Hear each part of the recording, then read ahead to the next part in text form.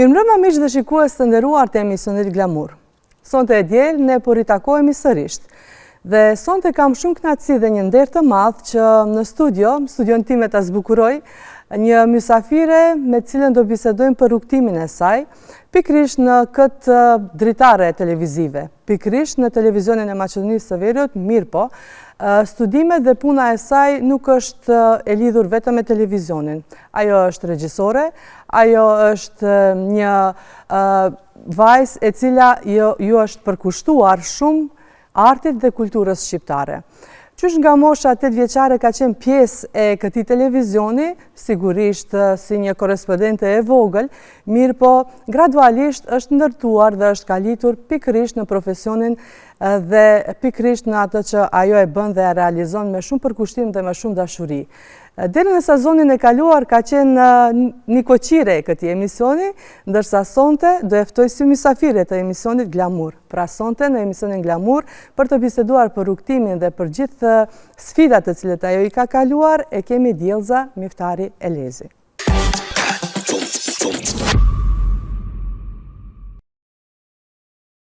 Djelza Miftari Elezi është gazetare, moderatore dhe regjisore, por mbi të gjitha, është një grua që ka zgjedhur të jetojë profesionin e saj me durim, ndjeshmëri dhe besnikëri ndaj artit dhe kulturës shqiptare.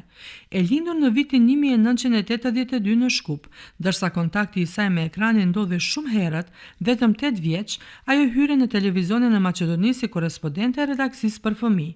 Atëherë nuk e dinte ende se kjo do të bëhej rruga e saj, por ndoshta e ndjente, sepse disa rrugë nuk zgjidhen, ato thjesht fillojnë. Shkollimin fillor e kreu në shkollën fillore Liria, ndërsa të mesmen në gjimnazin Zeflush Marku në Shkup. Më pas, studimet në gjuhë dhe letërsi shqipe në Universitetin e Tetovës, regjisë së filmit në klasën e profesorit Isa Qosja, si dhe studimet master në dokumentar në Universitetin e Prishtinës.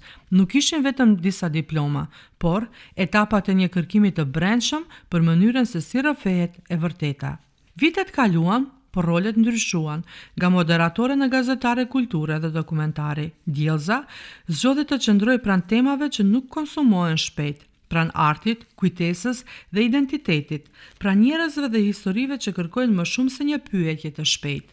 Në krijimtarinë e saj, ajo ka realizuar 6 filma me metrazh të shkurtër, dokumentare dhe emisione kulturore ku fjala nuk është kurrë e tepërt, e kur heshtja shpesh flet më shumë se zëri. Puna e saj nuk synon të bindë, por të kuptoj. Sot si redaktore e redaksisë së kulturës në televizionin e Maqedonisë, Djelza Miftari vazhdon të mbetet aty ku ka qenë gjithmonë, pranë kulturës. Në Glamur, sonte nuk sjellim vetëm një portret profesional, por një rrugtim të ndërtuar me kohë, përkushtim dhe dashuri të heshtur për artin.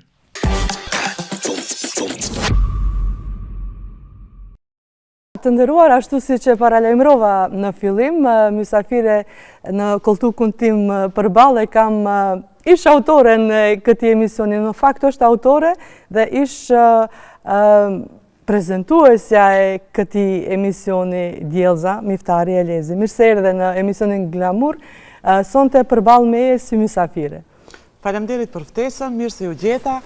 Një studio të cilën unë kam jetuar për shumë vite, diku një cikël emisionesh brenda 7 viteve, i cili është regjistruar në kuadër të Glamurit, mbi redaksinë e kulturës sigurisht, por kjo hapësirë është shumë e këndshme për që të dyjat, sepse këtu i realizojmë të gjitha bashkëbisedimet të cilat i kemi në kuadër të emisioneve tona kulturore artita. Shumë kënaqësi që jam përballë teje, edhe shumë kënaqësi që kjo do të na mbetet një prej kujtimeve më të bukura tonat profesionale dhe personale të ne të dyjave. Unë nuk e kam besuar që do të kem kaq shumë emocion, Djelza, të kem përballë si mysafire, sepse është sigurisht një emocion shumë i veçantë për mua. Më kujtohet qysh në fillim kur kam ardhur në televizion, atëherë ishe ajo që dua ta potencoj patjetër që një ndër gazetarët ndër të vetme të cilët i kam takuar në këtë televizion dhe që kanë qenë ndihmuese dhe ofruese për ndihmë. Dhe më kujtojnë ato fillimet tona dhe ne kur i takuam, Djelza ishte ajo që eja ta lexojmë këtë tekst, eja ta bëjmë këtë punë. Sa të ka ndihmuar dhe sa të ka penalizuar kjo pjesë e jetës tënde? Unë televizionin e kam përjetuar në disa etapa me një garnitur profesionistësh të cilët kanë qenë dikur, që tashmë disa prej tyre janë edhe të ndjerë, profesionistë deri në pikën e fundit, edhe sikur jam ushqyer me edukatën të cilën kam marrë prej shtëpie, po dhe me edukatën të cilën e kam gjetë këtu, edhe profesionalizmin, sigurisht. Të gjitha ata kanë qenë një plade e gazetarëve të cilët vërtet kanë ndihmuar, edhe besoj që kanë shtrit dorën për gjithë secilin që ka ardhur dikur më vonë. Edhe kjo më ka ardhur natyrshëm, pastaj duke e parë që gjithë secili ka hapësirën e vet televizive, gjithë secili ka mundësin për të shprehur në televizion dhe për ta gjetë atë mundësin ose dritaren ose edhe një mënyrë për t'ju shprehur publikut. Kështu që kam vazhduar në këtë formë, edhe pastaj kur të ngjisë energjia me dikë e bën edhe dy fish më shumë, por që në të gjitha rastet kur më është kërkuar ndihma, sigurisht e kam bërë këtë. Por dhe në formë vullnetare, duke e treguar atë nga njerëzorja, edhe nga profesionalizmi, po dhe nga pikpamja pastaj edhe e ndërtimit në këtë televizion për secilin i cili e ka kërkuar atë prej meje. Kështu që nuk e kam stisur veten, ka ardhur gjithmonë natyrshëm për ta ndihmuar dikë tjetër. Tani sa janë mirënjohës, shumica prej tyre edhe nuk janë mirënjohës, por që unë jam rahat me shpirtin tim. Unë jam shumë mirënjohëse.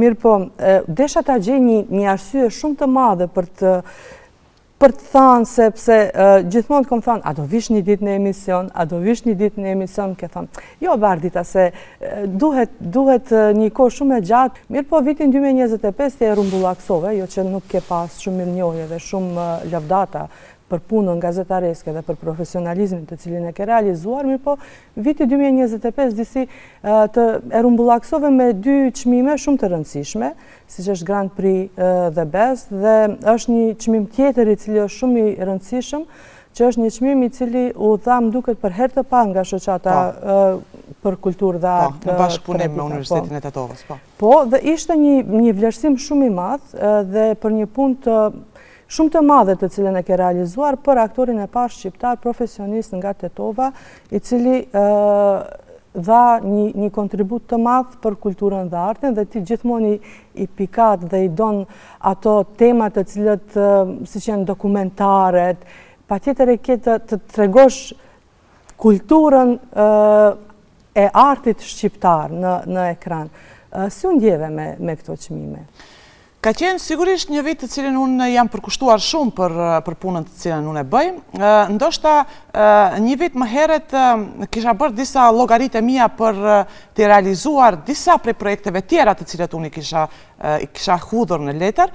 I kam filluar, por që brenda rrugtimit erdhën këto dy tema krejt rastisht për t'i punuar. Në takimin e parë, sigurisht me jetën dhe veprën e aktorit Selim Ramadani, jam njohtuar nëpërmjet shumë pikave të cilat unë i kam takuar në ndërtimin e karrierës së tij, dhe unë jam sigurisht shumë mirënjohëse për gjithë ata të cilët kanë kontribuar dhe kanë lënë gjuhën për t'i trashëguar të tjerat.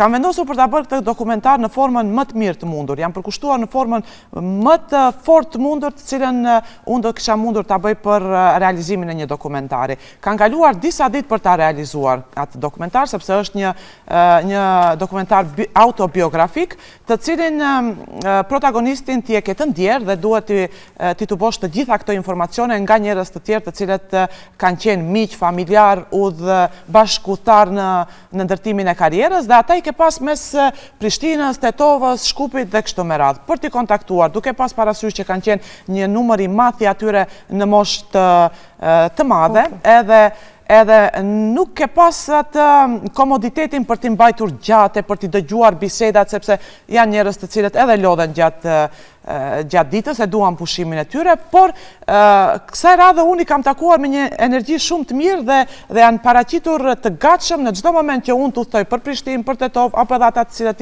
i kam takuar brenda qytetit tonë, janë treguar shumë të gatshëm për të qëndruar orë të tëra me mua dhe për të biseduar pikërisht për këtë autobiografi. Në momentin që shoqata për kulturë dhe traditë e cila më ka kontaktuar dhe nuk ma ka njoftuar këtë lajm të cilin unë pastaj e kuptova posa isha në ngjarjen aty, më bën një ftesë të cilën unë duhesh të jem prezent mes gjithë atyre figurave të shquara të shoqërisë tonë, të cilët kanë kontribuar në fusha të ndryshme. Edhe ti jesh laureate në një çmim të cilën e ka ndarë sigurisht shoqata Tradita, po dhe në bashkëpunim me Universitetin e Tetovës, me gjithë ata njerëz të cilët e kanë vlerësuar punën time, janë intelektual të shquar në vendin tonë, po dhe më gjërë, unë vërtet jam ndjerë shumë e privilegjuar. Dhe atë moment e kam përjetuar mjaft, sepse pas çdo pune, suksesi është i merituar dhe kur ti vlerësohesh nga disa koka të mençura, është për t'u ndjerë edhe më mirë. Pastaj vjen edhe çmimi tjetër të cilën ne përfunduam vitin me çmimin e Grand Prix, po. Në edicionin e 12. 12 ashtu diçka, po. Sigurisht një vlerësim shumë i këndshëm për mua, sepse e mbylla vitin me këtë çmim, duke pas parasysh që aty janë folur dhe janë diskutuar dhe janë vlerësuar gjitha punët e mia të cilët unë i kam bërë ndër vite, edhe nuk janë pak ndoshta. Unë jam rritur në këtë shtëpi, kështu që të gjitha gjërat të cilat i kam bërë kanë qenë me një përkushtim të jashtëzakonshëm. Vazhdoj edhe tutje i bëjnë me përkushtim të jashtëzakonshëm, edhe pse ndonjëherë kur has në pengesa, mendoj që nuk duhet ta jap kaq shumë veten, por kur reflektoj pas disa orëve kur ndalem e mendoj me vetveten, them unë nuk do jem ajo nëse unë nuk e jap maksimumin në punën time. Dhe kështu e bëj zakonisht. Tashmë e gjithë kjo është bërë për mua një rrugë shumë e qartë, nuk do ta kisha ndruar profesionin tim me asgjë në botë, por që sukseset të cilat i duar trokasin të tjerët, ty të bëjnë sukseset e tua, ty të bëjnë që të ndjehesh jashtëzakonisht bukur. Prandaj unë e cilësoj që viti 2025 ka qenë shumë i ngrohtë dhe shumë i dashur dhe shumë i plotësuar për mua në aspektin e punës. Po, sigurisht edhe ajo që ne e biseduam paraprakisht dhe e tham që ti ke qenë këtu në këtë televizion që nga mosha 8 vjeçare, si një korespondente e vogël në emision për fëmijë, pastaj më duket që kur jemi takuar në atë periudhë ke qenë e involvuar edhe në emision të mëngjesit, e di që ke bërë dokumentare të jashtëzakonshme qysh në moshë shumë më të re, ke prek shumë tema të rëndësishme për komunitetin tonë shqiptar, për shumë vendet të cilat ndoshta kemi dashur t'i dëgjojmë dhe t'i shohim nga afër të gjitha ato bukuri dhe të gjitha ato gjëra të bukura të cilat i ka realizuar njerëzit më herët, më të dashurit e gjitha trojeve shqipfolë, si do kisha thënë. Mirë po kur të kam pa duke punuar më herët dhe mua më ke përkujtuar shumë në xhaxhafetin, sepse përkushtimi i madh në punë, në atë nervozizmi i momentit dhe pastaj gjithçka ndryshon në momentin që një gjë duket e bukur. Jep shumë shpirt për ta realizuar një dokumentar, qoftë një emision, qoftë një biografi të vogël. Biografi të shumta ke realizuar ndër vite dhe me kohë. Do më folish pak për këtë rrugtim tënd? Unë nëse ndalem tash edhe i kujtoj gjysmat edhe mund t'i harroj, sepse kanë qenë shumë, ka qenë emisioni fëmijëve, fillimisht kam qenë korrespondente në emisionin e fëmijëve, kam sjell materiale nga shkollat të ndryshme të cilat janë vizituar nga objektivi i kamerës. Pastaj me shkëputje, ko pas kohë kam qenë, ko pas kohë edhe jam tërhequr, deri në vitin diku 97-98, kur unë filloj me top listën popullore, ka qenë programi ynë shumë i shkurt asaj kohe, por që ditën e diel kishin ndarë një termin prej 30 minutave ku transmetoheshin këngët popullore dhe unë fillova aty t'i prezentoj. Dikur pak më vonë e bëm edhe kontaktiv këtë emision ku të gjithë shikuesit nga të gjitha trojet shqiptare kishin mundësi që të paraqiten atë linjë telefonike dhe të votojnë për këngën e tyre të pëlqyer. Ka qenë një sigurisht një takim i ynë ditën e diel me këta shikues të cilët kanë qenë pjesë shumë e rëndësishme e emisionit nëpërmjet linjës telefonike, ku kanë votuar këngën e tyre të preferuar, pastaj janë stacionuar edhe pozitat, por që unë e kam bërë me një dashuri shumë të madhe. Atëherë ky televizion ka prodhuar përveç shumë artistëve të cilët kanë qenë pjesë e studiove tona, kanë prodhuar edhe shumë muzikë të realizuar këtu brenda këtyre studiove, duke pas parasysh që ne si shqiptar jemi shumë tradicional, jemi shumë të dhënë pas kulturës, dokeve, zakoneve dhe këtë në formën më të mirë të mundur e ka bërë ky televizion, duke regjistruar të gjitha këngët popullore, folklorike, shoqëritë ndryshme kulturore të cilat kanë frymuar në vendin tonë dhe prej gjithë atyre emisioneve unë kam pas shumë më të lehtë që të shkëpus disa prej këngëve për t'i futur në këtë top list. Dikur më vonë kam filluar pastaj edhe top listën popullore edhe top listën zbavitëse, nga aty kam filluar në emisionin e mëngjesit, i cili ka qenë për një periudhë shumë të gjatë. Nga emisioni mëngjesit kam filluar autobiografinë në studio, kam filluar show programin Etnonota, kam qenë gjatë gjithë kohës në departamentin informativ duke lexuar lajmet e mesditës. Edhe një emision tjetër me sportin, lidhur me sportin. Studio Sporti ka qenë, janë shumë. Janë shumë, po gjatë gjithë kohës që nga viti 2001 diku, unë kam qenë shumë e lidhur ngusht me redaksinë e dokumentarit. Aso kohë, dokumentaristët tonë, gjatë gjithë periudhës ku kanë vepruar, unë kam qenë pjesë e udhëtimeve të tyre në shumë qytete, fshatra, në shumë ndodhi, në shumë portrete të cilat janë realizuar. Dhe aty kam filluar që të jem bashkë me babin tim të ndjer, regjisorin Afet Miftari, pjesë e dokumentarëve ku kam filluar edhe të realizoj, të cilat vazhdoj t'i bëj edhe sot e kësaj dite. Do me thënë, është një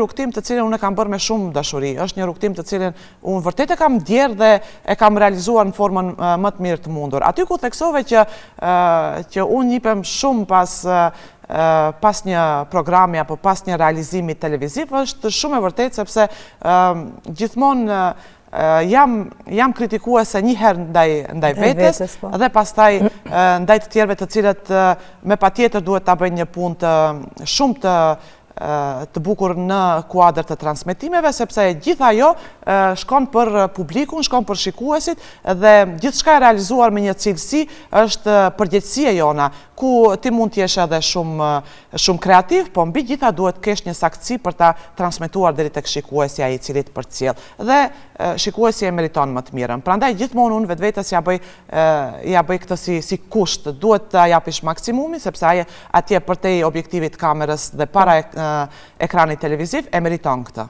Po, gjithsesi, patjetër kur edhe besimi të jepet nga shikuesi dhe këto dokumentare dhe këto biografi të cilat tregojnë trashëgimi tonën kulturore janë shumë të ndjeshme edhe për ata të cilët e besojnë punën. Mirë po, tash do flasim edhe për rinisjen e biografi, sepse biografia ka filluar shumë më herët. Po, shumë më herët ka filluar. Para se të dalë në shtëpitë e bashkëbiseduesve, autobiografia është realizuar në studio. Edhe kjo ka ndoshta 2 dekada e më shumë. Mund ta pyesim Teutën regjisoren se ajo ndoshta e di më saktë. Po, Teuta është një prej regjisoreve e cila më ka shoqëruar gjatë shumë projekteve të cilat unë i kam realizuar, edhe unë jam shumë falenderuese jo vetëm për Teutën, por për të gjithë ata të cilët kanë bashkëpunuar me mua, sepse ti je një asgjë hiç kur paraqitesh para objektivit kamerës, nëse pas atje nuk e falenderon ose nuk je mirënjohëse për gjithë ata njerëz të cilët e bëjnë maksimumin për të dalë ti në dritën e duhur. Edhe pse sigurisht protagonistja je ti dhe bën një punë të palodhshme, një sakrificë, një mund shumë i madh për të dalë bukur, por gjithmonë mirënjohëse për gjithë ata të cilët ndodhen prapa kamerave, të cilët janë në një numër shumë të madh, dhe unë në këtë televizion kam takuar njerëz të cilët sot ndoshta na mungojnë, por që ti asnjëherë s'ke mund të futesh në studio nëse nuk e kaluar një herë tek kostumografia apo nuk e kaluar një herë tek zonja e cila të ka bërë portretin, të ka rregulluar, dhe 2-3 ditë para realizimit nëse ti nuk je takuar me skenografin, me ndriçuesin, me tonistin, me regjisorin me patjetër, se regjisorit ka shoqëruar gjatë gjithë kohës, domethënë është një proces të cilin me patjetër duhet ta ndjekish. Sot ndoshta nuk funksionon kështu, por që unë i kam përjetuar që të dyja kohrat dhe jam shumë më e kënaqur atëherë se tani. Po, nuk i merr përsipër gjithati, domethënë, janë apostafat njerëz të cilët janë profesionistë të fushës, edhe sigurisht e kryen punën me profesionalizmin e tyre në formën më të mirë dhe më të ndritur. Kështu që të mbetet ty të përgatitesh në formën për ta prezantuar, për ta drejtuar dhe për ta transmetuar te shikuesi në formë shumë të drejtë dhe të saktë. Po. E përmenda që e ke filluar biografin. Sa është ajo ndjesia që e rifillove, një gjë të bukur, të cilën e ke bërë me vite, dhe patjetër duhet të them se çdo të premte e kemi biografi në ekranet tona. Kanë kaluar 2 epizode, sa epizode? Po, Ardita, në të gjitha këto kohra të cilët unë kam kaluar, diku tjetër jam kthyer prap autobiografisë, kam kaluar diku tjetër jam kthyer prap autobiografisë, është diçka e cila është lidhur shumë ngushtë me mua.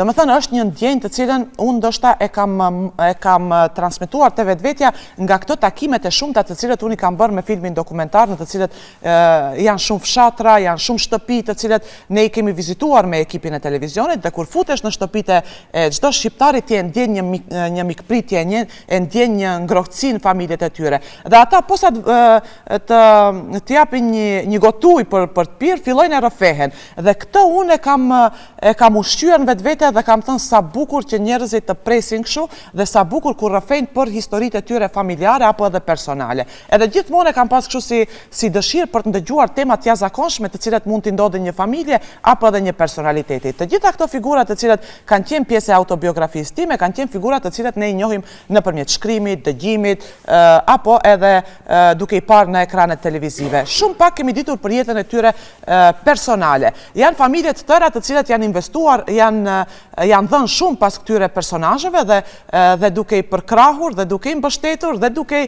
ju dhënë kurajo për të vazhduar, dhe ata sot janë ndërtuar në formën më të mirë të mundur.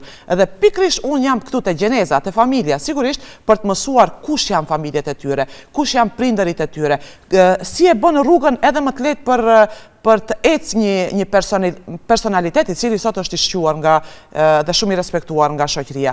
Dhe prandaj kam qëndruar këtu. Ndoshta sot nuk janë kushtet adekuate për ta realizuar një autobiografi, sepse ti duhet në këtë autobiografi të jesh disa ditë radhazi bashkë me bashkëbiseduesin, duke ndjekur nëpër disa veprime të tij të cilat i bën duke qenë në shtëpi, duke nëse është pensionist, pse jo, edhe duke i kaluar kohën me niprat, me fëmijët, me punën të cilën ai e bën për shkrimet dhe për gjithë tjetër të cilën mund ta takojmë, apo edhe të tjerët të cilët janë në punë për t'i përcjellur ndoshta në punë, në aktivitete të ndryshme të cilat i bëjnë, sepse janë këta njerëz të cilët janë shumë të angazhuar në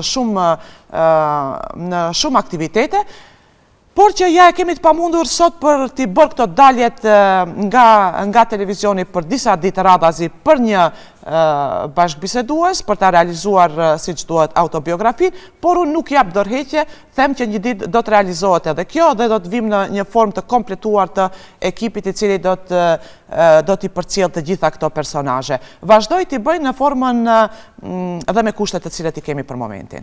Dhe janë të mrekullueshme. Po, kanë kaluar diku 3 autobiografi dhe vazhdoj të spikas emra shumë delikat, emra të cilat kanë dhënë dhe vazhdojnë të japin në shoqërinë tonë. Duke mos i anashkaluar ata të kulturës, të arsimit, apo dhe të fushave tjera, por që unë tashmë veç i kam përzgjedhur disa prej tyre dhe uroj të realizoj në formën e duhur. Patjetër, urojmë edhe ne që të na i sillesh në ekranet e televizionit, sepse ashtu siç e thash edhe më herët, edhe në fillim të prezantimit që do të kem këtu brenda në studio, je një autore e emisionesh e cila gjithmonë shef dhe është dhënë mbas artit dhe kulturës shqiptare, e cila e përzgjedh më të mirën dhe më të bukurën të gjitha atyre emrave të cilët kanë një rëndësi të veçantë në sferën e kulturës dhe artit shqiptar.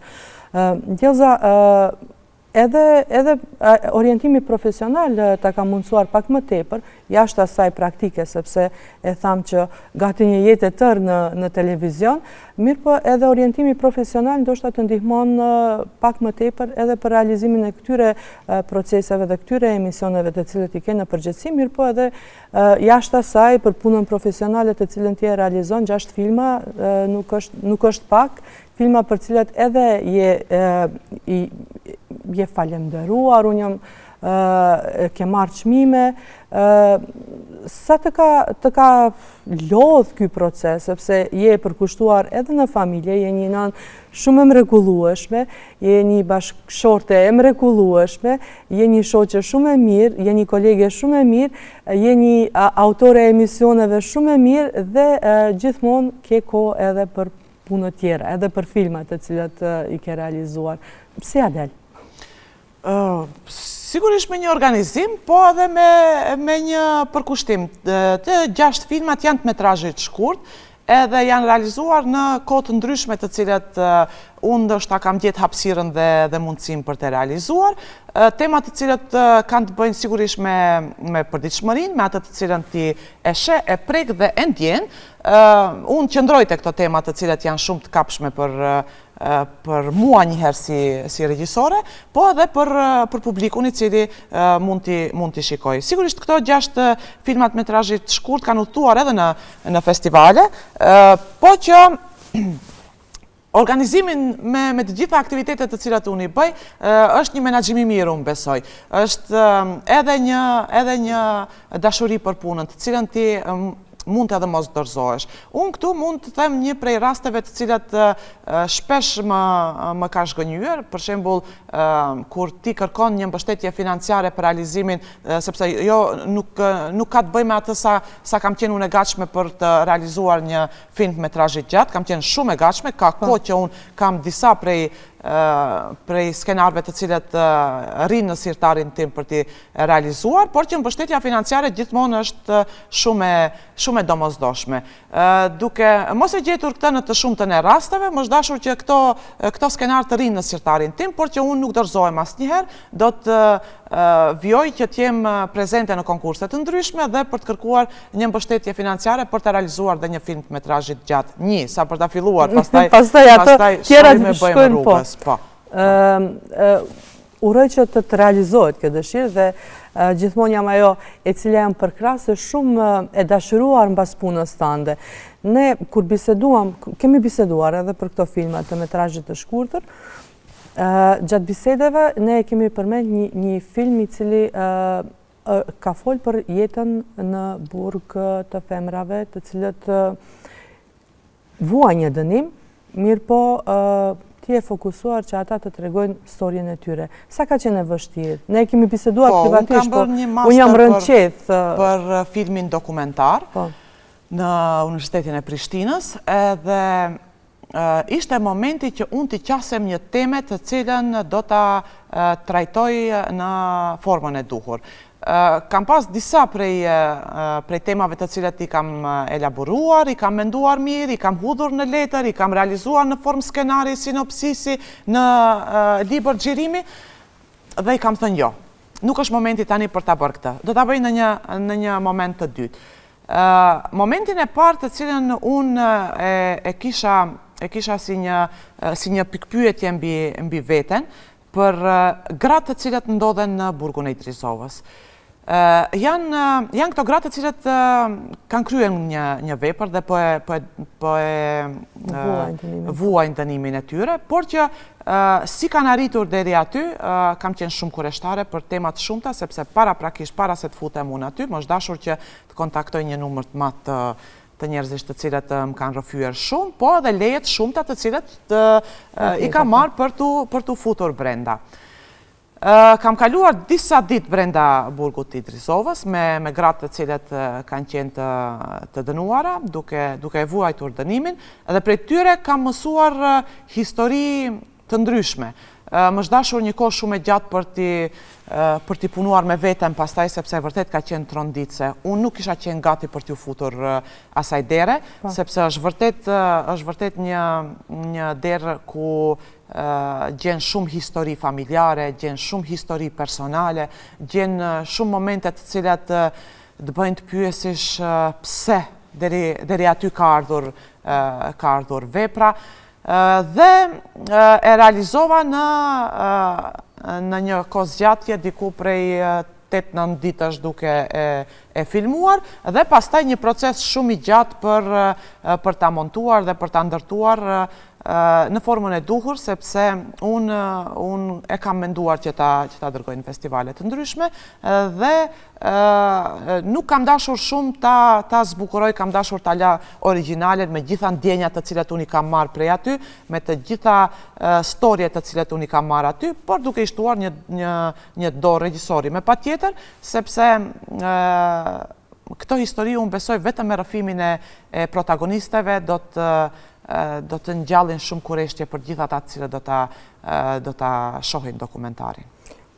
Personalisht jam rënqet nga shumë rrëfimet me të cilat i kemi biseduar privatisht, dhe shpresoj që ky film të udhtoj aty ku duhet të udhtoj, dhe unë të kam nderin prapë të kem në studio. Gjelza, unë gjithmonë edhe privatisht, edhe personalisht jam mirënjohëse për ndihmën, për gjithçka që ke kontribuar dhe që më ke ndihmuar mua personalisht. Mirë po, e shohim që edhe vajza, Gura, e ka marrë një farë rrugë që ndoshta don që ti afrohet ekranit, sepse është një vajzë të cilën kur e shoh, më duke që po e shoh një djellës të vogël, e ndërtuar mrekullueshëm me një fjalor të mrekullueshëm, të pastërt shqip, dhe kam pa disi në një festival, por edhe në emisionet për fëmijë këtu të cilat janë regjistruar në televizion. Kurës i pëlqen skena. A do jesh përkrahase edhe për Gurën? Patjetër, i pëlqen skena. Unë nuk e stis, por e përkrah. Dhe ajo në momentin kur ka treguar dëshirën për të qenë pjesë e skenës, e kam mbështetur. Në momentin që është ngjitur herën e parë në skenë, ka kërkuar të ngjitet edhe një herë. Dhe unë e kam lënë të lirë që ajo të vendos. Kështu që e shoh që edhe në paraqitjet televizive është shumë e lirë, nuk ka ndrojtje, është po e njëjta si në shtëpi. Flet bukur sigurisht.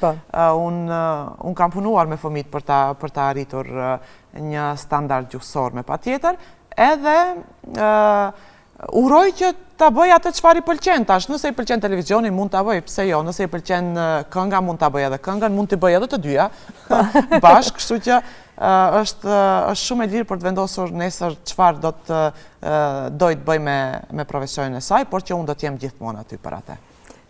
Me një janë aq të përkushtuar, aq sa kanë ndihmuar shumë gazetare të cilët ne jemi formuar pas teje, uroj që edhe Gura, nëse e ka fatin që t'jetë pjesë e ekraneve dhe ta ndjek rrugën tënde, të arrijë edhe ajo aty ku është më e mira për të. Gjelza, planet për filma e biseduam që je duke besuar që do të realizosh edhe një film të metrazhit të gjatë. Uroj që të realizohet. Emisioni Biografia veç më po shkon çdo të premte në ekranet tona televizive. Kështu që uroj që sukseset gjithmonë të vim pas, ashtu siç e ke shpirtin dhe zemrën e pastër. Faleminderit. Unë besoj që vitit 2026 do mi realizoj edhe disa projekte të tjera të cilat unë i kam, sepse në kuadër të punës time unë jam shumë aktive edhe me shoqatën time, edhe me produksionin të cilën e kam, për t'i realizuar disa prej projekteve të cilat unë mendoj që mund t'i kap në këto festivale, apo edhe në daljet ndërkombëtare, pse jo. Uroj 2026 mi sjell të realizuara disa prej punëve të cilat unë synoj t'i bëj, por që gjithmonë do t'jem shumë e lidhur ngushtë me këtë shtëpi, siç kam qenë ndër vite. Sepse thash jam rritur në këtë shtëpi, edhe mendoj që do ta jap maksimumin gjithmonë për punën të cilën unë e bëj dhe për punën të cilën unë e dashuroj. Të falenderoj shumë që gjete kohë dhe mundësi të jesh pjesë e emisionit Glamour dhe të falenderoj që ma dhurove këtë kujtim të bukur, i cili do të ngelet ndër vite dhe vite, sepse është regjistruar pikrisht në ekranin ton, dhe shpresoj që të ritakohemi sërisht edhe vitin e ardhshëm, po pse jo, edhe vite tjera ku ti do sjellish dhe unë me shumë kënaqësi do të dua që të kem në studio. Erdhe një herë, do të vish. Tani kur doni unë këtu jam. Ardita, faleminderit edhe një herë, suksese për ty. Unë besoj që kjo studio do të jetë shumë e lidhur ngushtë me shpirtin tënd, sepse këtë studio nuk e kanë refuzuar asnjëherë mysafirët, të ftuarit, ata të cilët veprojnë në fushën e kulturës. Kështu që një dritare e hapur për gjithë ata të cilët kanë për të treguar diçka mbi punën e tyre. Dhe ti mirëpret shumë mirë, je bërtash një koqire shumë e mirë e emisionit, të uroj shumë suksese dhe sigurisht unë jam gjithmonë këtu për ty. Faleminderit. E pra miq dhe shikues të nderuar, këtu nuk është fundi, këtu është fundi i bisedës tonë, ndërsa ne vazhdojmë me rubrikën tonë të zakonshme të emisionit Glamour.